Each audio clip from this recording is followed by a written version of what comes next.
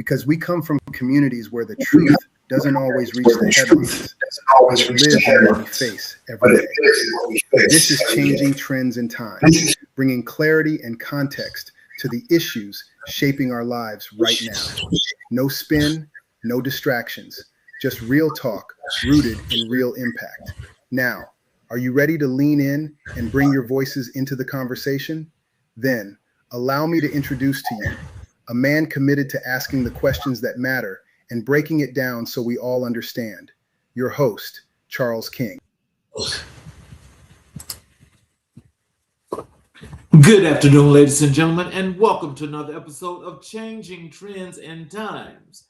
I am your host, Charles King, and we're going to be talking about some real serious issues here that I know that matters to an enormous amount of people, but I really want us to discuss this, and I really would appreciate the participation from each and every last one of you as we go through this wonderful topic of voting rights.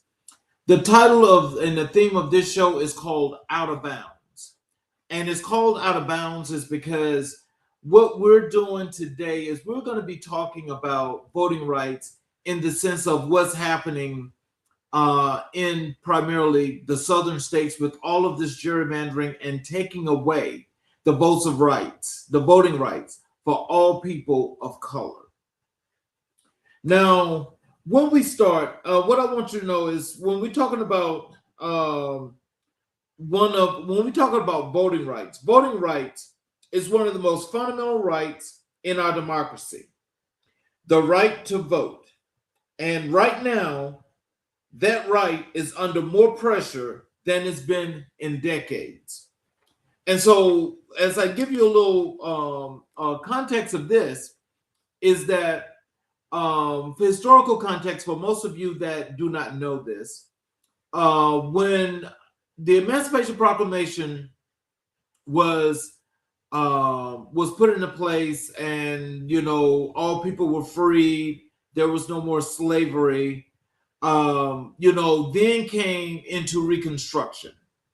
When it came into Reconstruction, what was happening here in America is that Black people were voting like in record numbers, like you would not believe. And this was back in 1875. And in this case, what did transpire then was there were Black representation in many, many states, including the southern states, which were led by Black representation. And so at this point, where the country is getting so close to really being a real democracy, there was an actual insurrection that took place. Now, all of this is after slavery, just so you know, because voting rights were enacted and Black people were voting. Now, what happened then is with this insurrection, there were killing of many Black representatives. There was hangings, there was all kind of violence that was taking place. And so what happened then is that when representation changed and it became white, now it's known as, what they're saying is, the way it's always been, and that's not the case. So what happened is when all of this political discourse took place, it actually stripped Black people or people of color of their voting rights and all other rights here in this country. So as we just giving you that context, I just want you to know, here's a number I want you to sit with. In 2025 alone, 17 states passed 32 laws making it harder for you to vote. That is the highest number in a single year since anyone started counting. Now, the question that I have is why? And I want to know, for those of you that are actually understanding as to what is taking place, why do you think stripping people of color of their rights is the right thing to do? Now, with this episode, we're going to take this a little bit further, because what I want you guys to understand is that the power in voting has always been a part of Black culture. So what we're seeing today, especially with those that are saying that they do not want to vote, or they're not going out to do what's necessary in order to keep themselves in this place of wanting to vote, that's a problem. And the reason why that's a problem is because, you know, the system has been turned so into a point that people just really, they do not want to vote. I can understand why they want to have that discourse, but you got to understand that when voting rights were reenacted and reestablished as of the Voting Rights Act of 1965, you know, there's a reason behind that. And so what we have to do now is we just have to understand what the power is and how the power lies and why this is important when we talk about people of color. So more than 4.6 million Americans are banned from voting right now. Not because they aren't citizens, not because they don't care, but because of a felony conviction. And if you're Black, you are 3 times more likely to be in that number. Now, we already know that here in America, that when it comes to people having the opportunity to vote, and it's because we're real citizens. We are citizens of this country. You know, it goes back to that context that I stated to you earlier about Reconstruction. And what is understood by that point is that factually, you know, Black people are people of color are normally the ones that would always vote, because we always wanted to exercise that right to vote. What I want to do is, as I said, I want to take this a little bit further, is because I want to tell you guys where the power is when it comes to voting and why that's so important. But just some other things before we get into that is that there's still a bill that's working its way through Congress right now, the SAVE Act. And I'm sure you guys are familiar with that. And that will require documents 21 million Americans don't have. So I want you to think about that, because 21 million eligible citizens could lose their ability to register to vote due to the SAVE Act. 21 million. 21 million Americans could lose their right to vote if the SAVE Act passes. Now, they're going back and forth. They're fighting over this. And I think that it's not about them fighting over this. This is about true facts. And I want to say this, you know, in this whole process, for those of you that want to have your comments, you can have your comments. But I will say this, there's one particular individual here that's in the comments and in the chats that states that Blacks should not be allowed to vote. Well, I'll tell you this, Harvard grad, top of class 1992. You know, since you feel that way, that's your right to feel that way. But I'm going to ask that you not put those kind of negative comments in these chats, because what you're talking about is totally nonsensical. Totally nonsensical.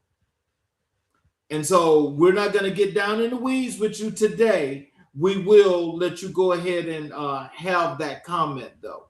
And I just wanted to read that out because I want people to understand. You see, it's people like that that's causing a problem right now in this country, because they Those kind of individuals are the ones that don't partake with their civic duties, but wish those that don't look like them use their civic duties.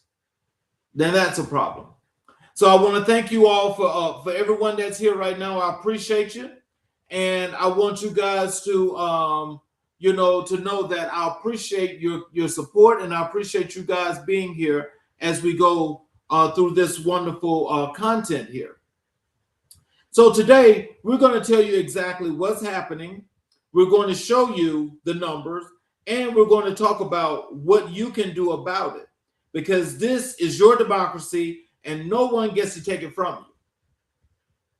So let's just go through this thing for what it's really worth. So as I mentioned before, the Voting Rights Act of 1965 is one of the most important pieces of legislation ever signed in this country. It didn't just give people the right to vote, it gave the federal governments the power to make sure that right was protected. So now we're looking at it's the federal government that's actually trying to take away that right. Under this administration, of course, they're trying to create something that I don't think anyone knows of but themselves, about a total white race world. That's what it seems like they're saying. And so if that is what they're saying, then, that's a problem there. And I'll tell you why that's a problem is because when you can be, just when you think you have control of things don't always work that way. They don't always work that way. But moving on. Before the Voting Rights Act, states had a playbook for keeping Black people from voting. There was literacy tests, poll tax, grandfather clauses. It was legal discrimination designed to look neutral, engineered to exclude. Now, all of this took place, so we make sure we understand we followed this timeline. This is what took place after Reconstruction, after the first 10 years of construction where things were run under Black control, where the country was running smoothly, there was no issues, everything was great. Everything was great. But the violence and the upheaval that took place is what changed all of that. So now you have people saying that Black people never had the right to vote, and this is what the Constitution says, and this is why this was the way it was supposed to be. That's not true. That's not true. We don't talk much more. We don't talk much, and there's not much in the history books when it comes to the insurrection and the violence that took place from white people that killed an enormous amount of Black legislators on a daily basis. On a daily basis. And because of the violence, where they got a chance to control the government, this is where we are today. This is where we are today. And so we have to think about this because it's time to move forward. It's time to not just tell the truth, but it's time to be about the truth. So let me give you one number that shows you the VRA's power. In Mississippi, before the act, Black voter registration was 6.7% within 3 years. That's within 3 years. It was nearly 60%. That's what federal enforcement looks like. Taking away voting rights. And you have states like Mississippi, South Carolina, that all had Black-controlled legislators back during the Reconstruction era when we came out of this slavery situation that was controlling this country, build the complete foundation, which is what this country stands on today. That was because it was led by Black control that built this nation. But they refuse to put that in your history book in high school to tell you the real truth. to tell you the violence that took place that took away voting rights from Black people. That actually happened, but it's not in your book. So if you go back and you want to find some sort of historical context on that, if you go back and you find the first part of Reconstruction in 1875, what you will find is that some of this, with the names of these individuals that was controlling the Congress, controlling the Senate, running this government, running it smoothly, you will see that that's a problem. And so to make it sound like it was a newfound thing during the civil rights bills of 64 and 65 that Black people just started to vote, that's not true. That is not true. And when they were voting at that time, Black people were voting in droves. I mean, just like the Barack Obama era voting that we saw, that's the way Black people were voting back in 1875.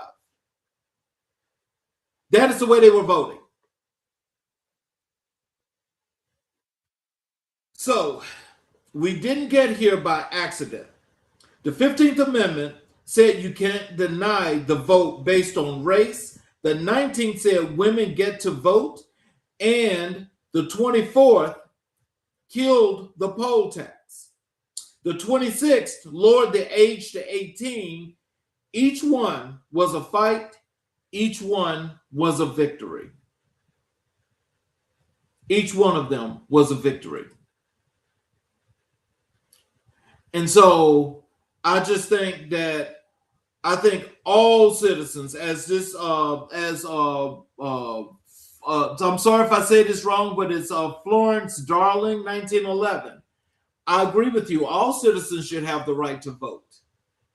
All citizens should have the right to vote because, if you're not a citizen, we're talking about something totally different. And I think what people are talking about when they say that is they're actually talking about immigrants that are coming from other countries that have been flocking here for years.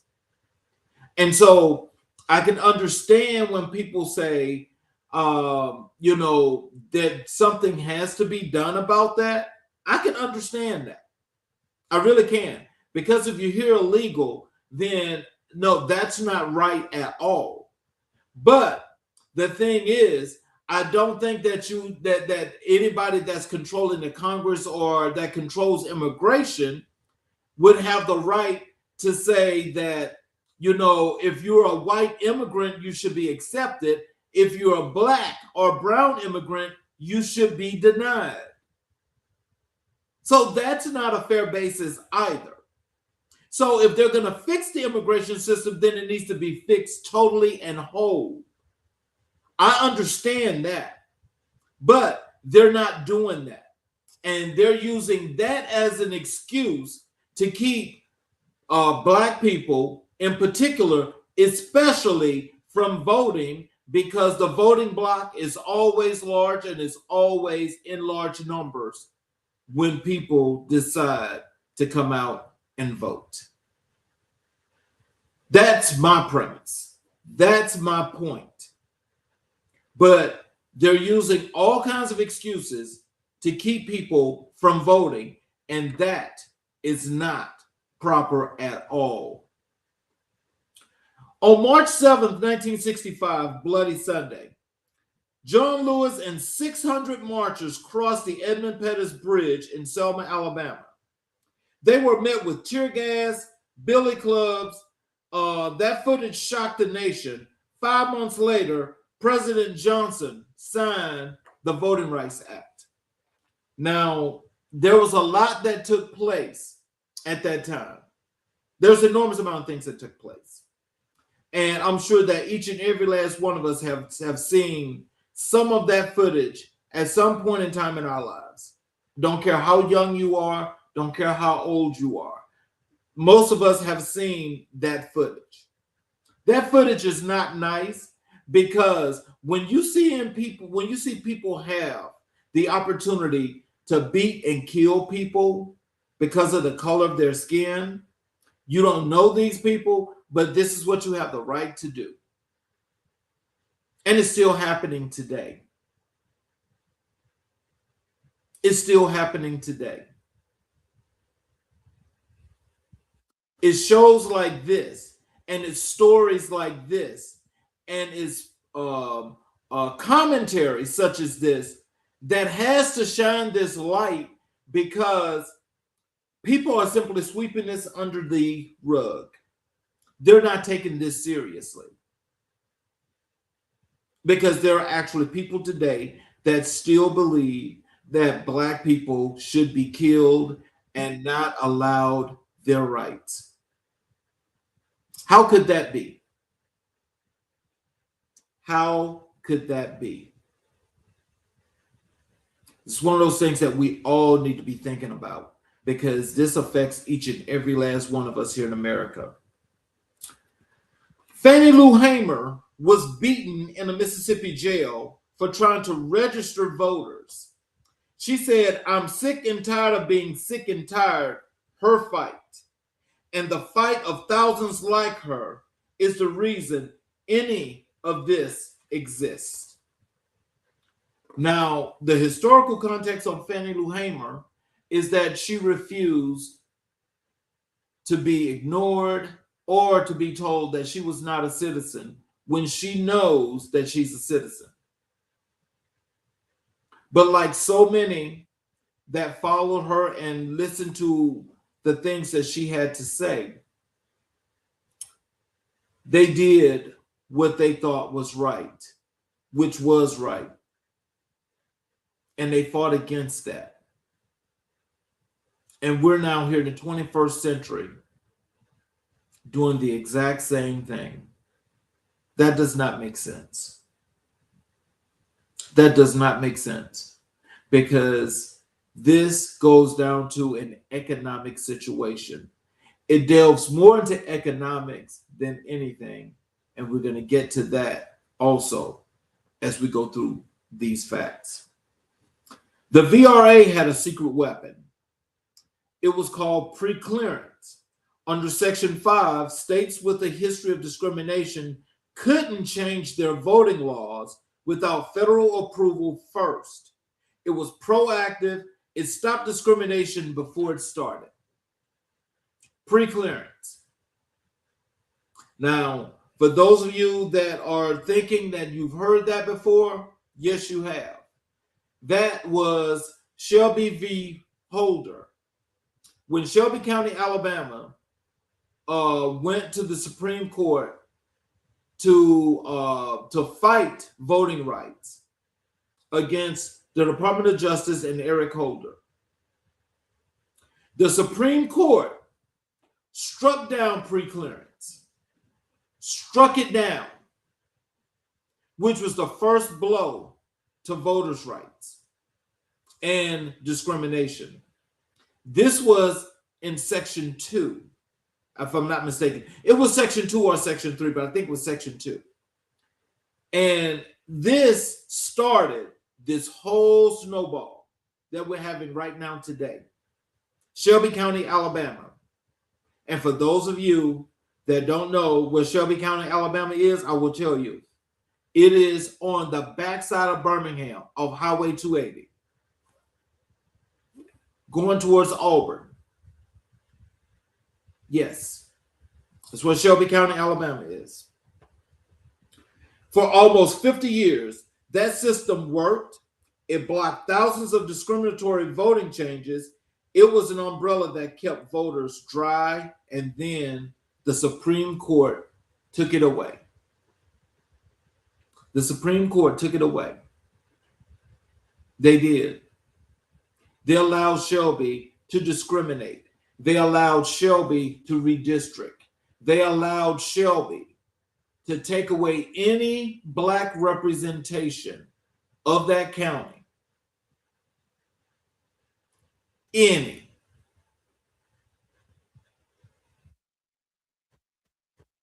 So here's the question. These rights were won with blood and sacrifice. Generations fought, marched, and died for them. What happened next?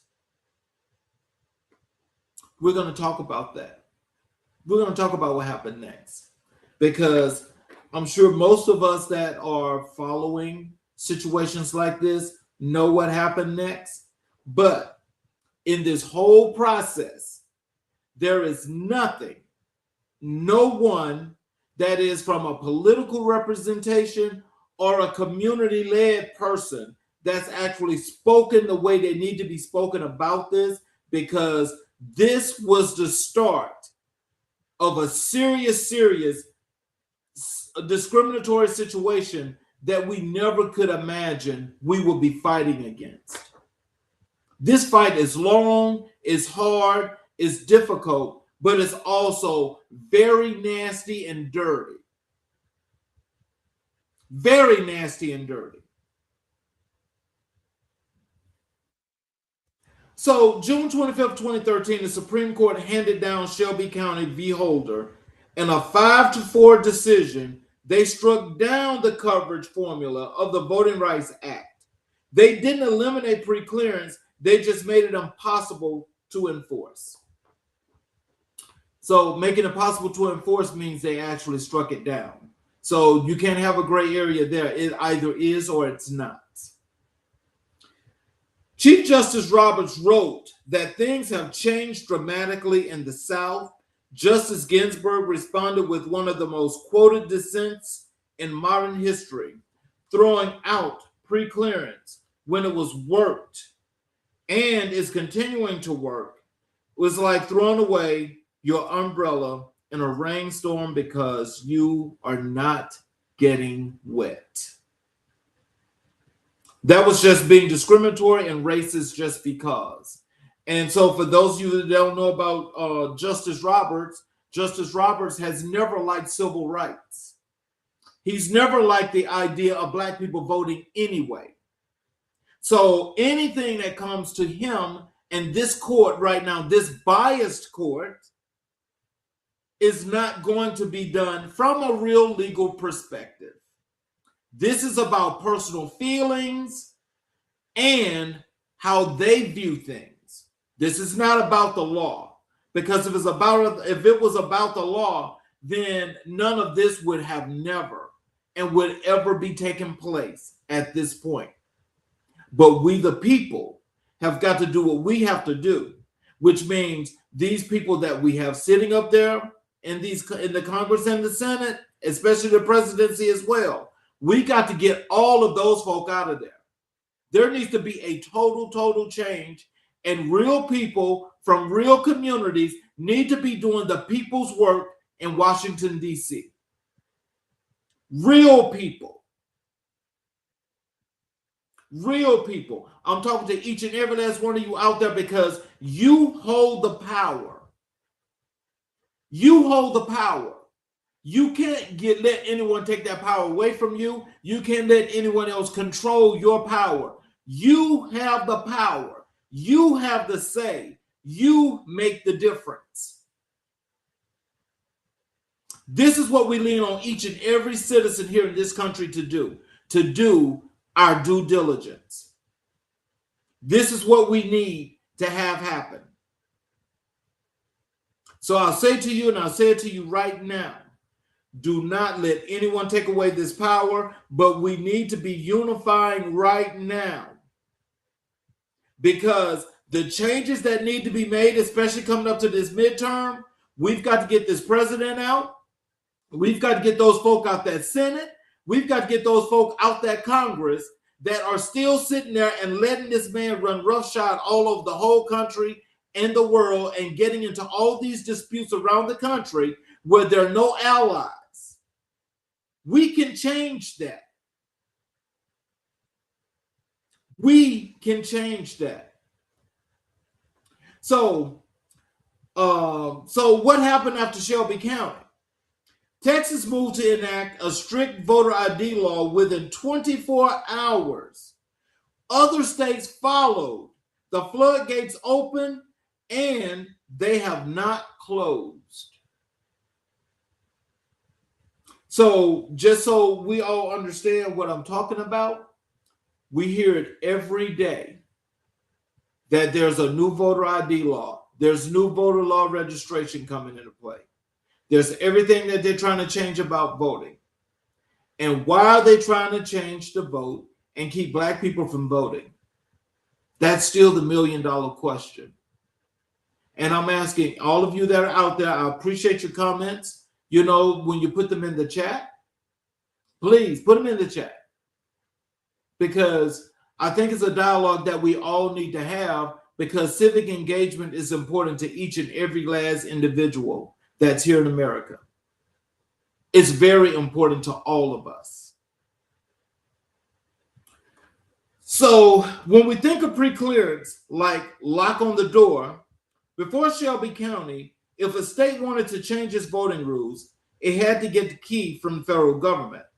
After Shelby County, the lock was removed. States could do whatever they wanted, and voters had to go to court after the fact to try to undo the damage. Now, I want you to think about that. You, Mr. and Mrs. Everyday Citizen, you got to go to court in order to get this straightened out when, one, you can't afford to do that. Two, you go to the courts, and most of these courts are already biased, where they're also a part of this same thing. Yes, they're also a part of that as well. So depending upon what you look like is what the outcome was going to be. So think about, you know, you do everything that you're supposed to do. You're working, you're paying taxes, you're paying for your for the housing that you have, you're paying for food, transportation, you're doing what you're supposed to do, but they're taking away your rights. That's kind of like, you can't really weigh that, because the effects are so grave. And if the effects are like that, then what is it that you can really do? That's what you need to be thinking about. What can you really do when it comes down to voting? Because for those people that are representing you, if they're not doing their job, then that's a step that's already cut off. So then came Novick v. DNC in 21. The court upheld 2 Arizona voting restrictions, and this is the critical part. Made it much harder for everyone to prove a voting law is discriminatory under Section 2 of the VRA. They raised the bar for plaintiffs at the exact moment the bar needed to be lowered. You understanding that, right? So now it's like, it's jumping from regions, okay? We're going southeast, southwest, west. This is spreading. This is spreading like real bad cancer, a real bad wildfire. It's spreading. It is spreading. And so what are the people going to do about this? Because we have to actually be looking, we have to be noticing, and we have to be proactive. We can't be reactive. We have to be proactive. That's each and every last one of you've got to be proactive about this, because your right to vote is sacred. It means everything, not just for you, but for every person that's here in this country.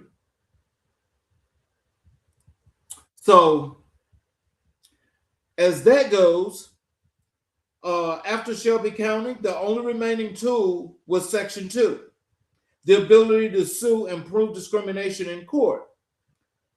Novick weakened that tool, so now the shield is thinner, the sword is duller, and the attacks keep coming. So now you have all these states, especially these southern states, that's from southeast to southwest, that's going up to the Supreme Court. They're fighting this, and they're getting their way. They're fighting this, and they're getting their way. They're changing voter registrations. They're purging people off voter rolls. they're doing everything possible to keep Black people from voting. That's the whole premise. They're keeping Black people from voting. So since 2021, at least 30 states have enacted over 110 redistricting voting laws. That is not a coincidence. That is a direct consequence of removing federal oversight. The Brennan Center's research is clear and is devastating. The racial turnout gap has been growing almost twice as fast in jurisdictions that used to be covered by pre-clearance. The umbrella was thrown away and voters of color are getting soaked. So I want you to think about that.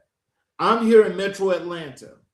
Metro Atlanta, up to this point, holds more than 11 million people. There's more people in Metro Atlanta than there is in all of South Georgia. Let's think about that. Just Metro Atlanta itself, that's 8 to 11 counties, that has more people in it than all of South Georgia.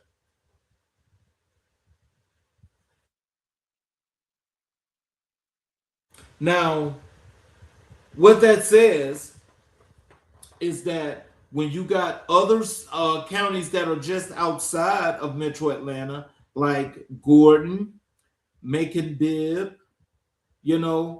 they too have got a rapid growing population. So if they've got this rapid growing population and more people are registering to vote, you know what the problem is? The problem is those that have done all the fraud are now trying to find a way to control those that can vote them out of office. They won't hold on to that power. When you get power hungry, you got to keep that power because that power means everything.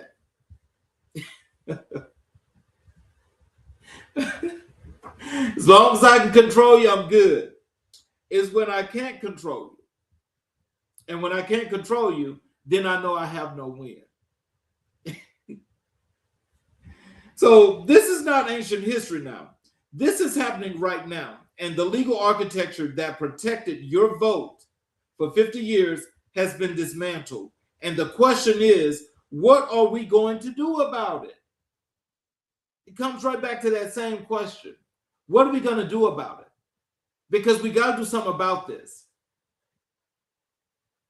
Now, what I'm going to tell you guys, because this is the other part when I talk about the real thing is the economic impact. And the economic impact is, it's dire. And let me tell you how it's dire. Because as long as these people can continue to use Black people, get what they want, but also can strip rights away, they're very happy. They are very happy. So if they're very happy, then we've got to do something to change that. So let me give you this example, and this is what I was talking about, what I wanted to add to this. Is for most of you as of lately, you know that the NAACP has come up with what they call out of bounds. Out of bounds was was a message being sent to all the young men that are playing sports. That is from college football to basketball to baseball to track, whatever it is to stop going to these PWIs and go to an HBCU. I'm going to tell you 500%, I support that. I support that. You guys go to my blog, changingtrendsandtimes.wordpress.com. You guys will see the post I posted before the show. And in that post, I specifically state that from the economical perspective, if the parents aren't seeing this, you know the kids are not seeing it.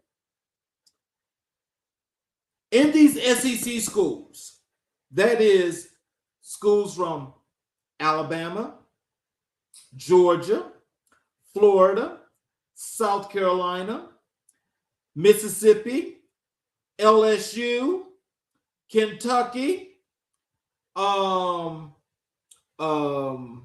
Tennessee. Don't go to those schools. Take yourself to an HBCU, please, because those NIL dollars will follow you anyway, because they're coming to see you. They're coming to see you.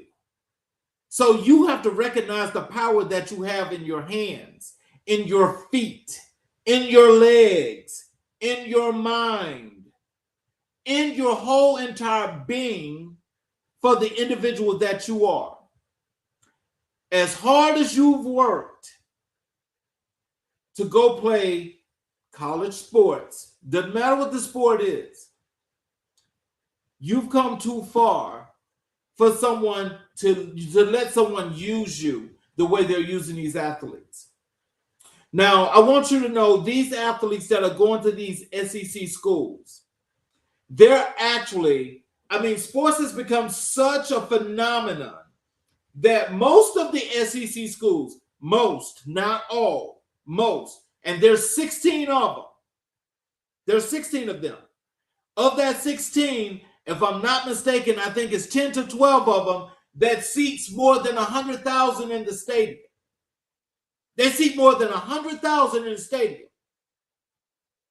Now, you had two things preceding this.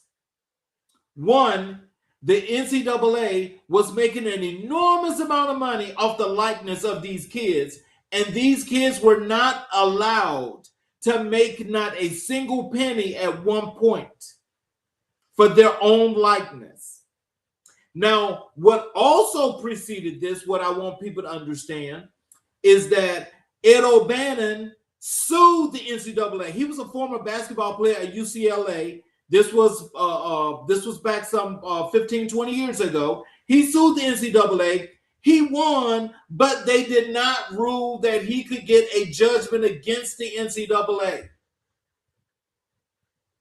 He won, but that was not enacted into what could happen in the NCAA. So now that things have changed and they've made so much money, now it's legal when they were illegally paying the players anyway. Now it's legal for the players to benefit off their likeness, and now they have to pay them. So now the players go to the highest bidder. They've made this like a form of free agency when it's not. My whole premise to this is that all of you young black men that are going to these schools where they're making billions of dollars off your talent, you may see a few $1 million, but they're making billions of dollars off of you. And you don't see it in your mind that, yeah, okay, you can get a few $1 million, but what the hell? You can't even vote. Is that important? Is that important to you? Because what difference does it make if you saying, oh, you got the bag, but you're still considered not a citizen because you can't vote? That really don't make sense. It does not make sense, young men and young ladies. Money is not that important. And if it is, those same NIL dollars will follow you at an HBCU. You go to an HBCU, I guarantee you, if you're that big of a change player, then you could definitely make change. Go make the change. Why let these folk continue to benefit off your likeness and you can't even vote? Also, in that whole point, where you still can't vote. Now, the schools, that those representatives, they did go into the political spectrum in order to make sure that they had what they needed to have for them in those sports programs. But now when we're talking about your rights to vote, they can't do anything. But you're still playing for them. You're still controlled by them, but you cannot see the forest for the trees. Parents, you can't see that forest for the trees. That is definitely untrue that you can't make it to the NFL unless you go play for Alabama. That is not true. I'm gonna take you guys back to 1979, and you know that it was more repressionist and racist then than it is now. I want you guys to remember Doug Williams, draft pick out of Grambling University and HBCU, was the face of the Tampa Bay Buccaneers franchise. Doug Williams took the Tampa Bay Buccaneers to an NFC championship game where they lost that championship game to the Los Angeles Rams 9-3. He put the Buccaneers on his back and took them all the way to a championship game. Of course, he later wins a Super Bowl with the Washington Redskins, but he did that.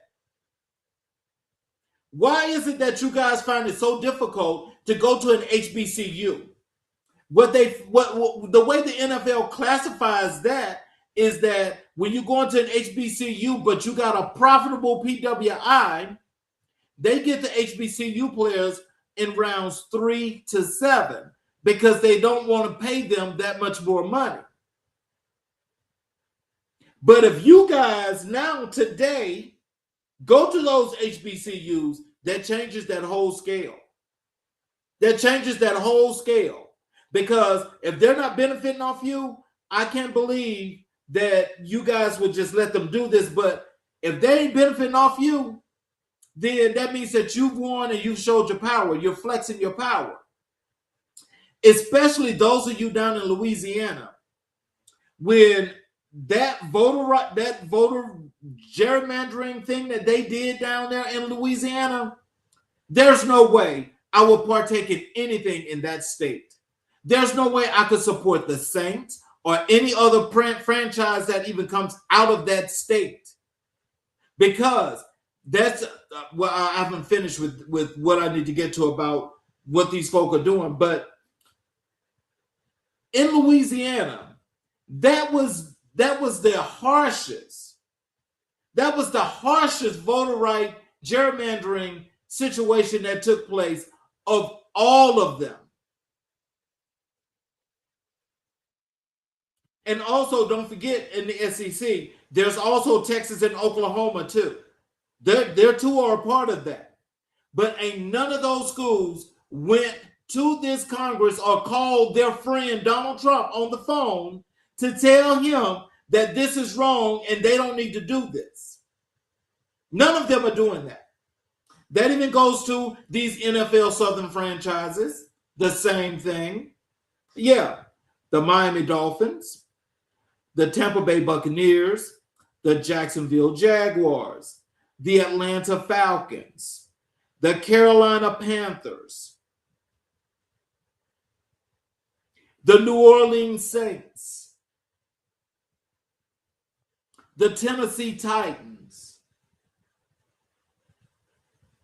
All of these franchises have black NFL players, and none of those players, just like you, the young college athletes, aren't speaking out and showing and flexing your power because they come to the stadium to see you. So you go to entertain them like Step and Fetch. They give you a penny and you keep dancing.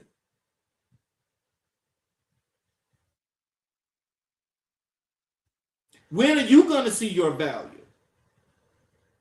Do you even feel like you have value?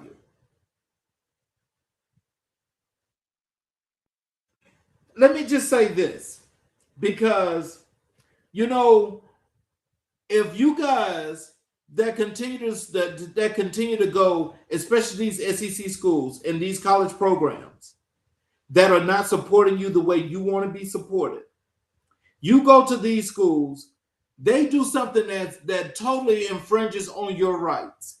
It makes national news. What makes you think that we the people are going to support you when you couldn't even support your own right to vote? Is that a fair trade? Does that even sound about right? I think it does. I think it does. But what that also means is that you need to get up off your ass and you need to do what you need to do. You need to start using this. You need to start using this. Because a lot of you are not doing that. You're all looking at that one thing. I got the bag. I got the bag. You got the bag, but you cannot vote. What sense does that make? None whatsoever. And when we talk about influence, we're talking about influence of doing real things. I definitely agree with what the NAACP is saying when they say that. For some, hey, it may be hard. And it may be one of those things where they say, well, I don't want to do that. Okay, you don't have to do that. Nobody can break your arm and make you sign a paper and say what you're going to do. You do what you want to do. But the thing is, just think about this. As you go out and you continue to do those things, that means that you don't need the support of people like myself and others that look like you, because you feel like you getting a bag is everything. And if that's where you are, that's where you are. Just be frank and honest about that and do what you do. But all those situations that may occur with you along the way, because I can guarantee you, especially when you're going to a lot of these schools, oh yeah, there's definitely some issues. And when they do, their PR team puts you all over the media in the worst light whatsoever. But then you think that the community is supposed to come and save you. We're not doing O.J. Simpson again. We're not doing that. We're not doing that. So I suggest that each of you get your priorities together. Make sure that you are registered to vote. Make sure that you go and vote. I don't care who you vote for. Just go vote. We'll know who you supported eventually. We'll know. We'll know. But go vote. But if you're at a place that's like working in a place that, I have rights, and some folk come in and they come jack you up right there where you're working at and say, oh, they violated my rights. Okay, they violated your rights, so what you expecting? Because that company is supposed to be responsible for you and holding you accountable like you hold them accountable.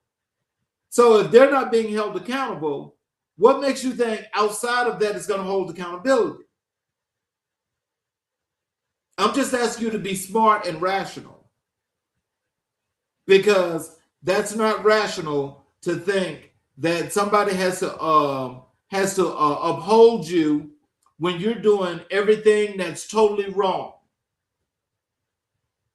Because I will tell you this, as we go through here on Changing Trends and Times, and you will see us every Saturday at 2 p.m. Eastern Standard Time, I can guarantee you the hard stories, the things that people find it hard to talk about, we're definitely going to talk about them, and we're going to highlight them.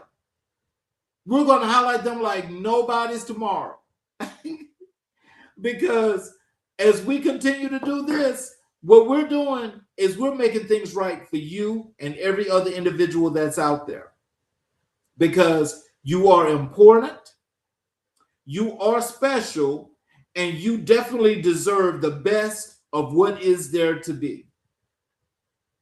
But if you don't feel that way, and you feel like you always have to be a part of a repressionist regime, are a part of people repressing you and taking your rights away, and that's how you feel valued, then that's up to you. I'm not going to argue with that. But if that's how you feel, then we just have to get out the way of that. We have to get out the way of that. I'm saying to each and every last one of you out there, I'm expecting for you all to do the right thing. And for y'all, those of you that know some of these young kids that continue to go to these PWIs, tell them to do this one thing for me. And I want you all to do the same thing. I need you to go to the website, changingtrendsandtimes.com.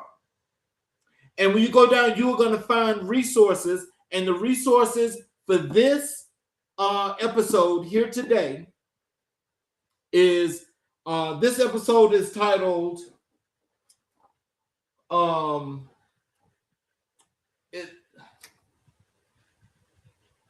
Lord, where's my keywords? At any rate,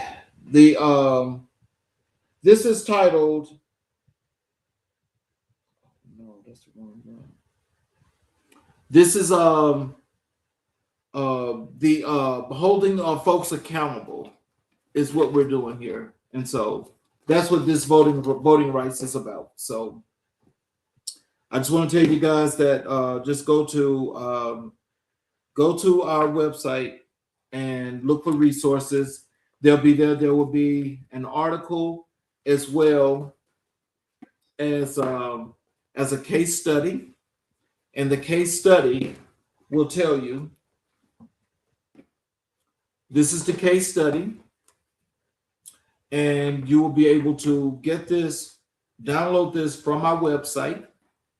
And I want you guys to make sure that you understand exactly what you're up against and how this is really affecting you. Because when I tell you it's affecting you, I really mean this is really affecting you in ways that you would not believe. The title that you'll find these resources under are Out of Bounds, out of bounds what voting rights and Black athletes and the price of silence tells us. So you guys need to be using your voice. You need to be making things happen. And you'll find for many of the series that we do, you're going to find an enormous amount of resources that's posted. We've done case studies, to make sure that we have everything in place for you, because I want to make sure that you have this. Make sure you get that case study in the article, because I promise you, in reading that and you understanding exactly what's at stake, you will know what's important and what's not. So, in closing, I want to thank you guys for being here and tell you that next week we will be starting a new docuseries, and that docuseries is going to be dealing with medical and healthcare, and it's a 5-part series that I think each and every last one of you need to make sure that you're checking in on that. I'll have, but seen on some episodes, I'll have, some guests on for a couple of segments. And definitely for what's happening now in healthcare, you guys need to make sure that you're abreast of that, and you need to know how to do what's best to protect yourself. So join us again next Saturday, 2 p.m. Eastern Standard Time. I am your host, Charles King. This is Changing Trends and Times, and we will see you guys next Saturday, 2 p.m. Eastern Standard Time. You guys have a great evening. Have a great weekend.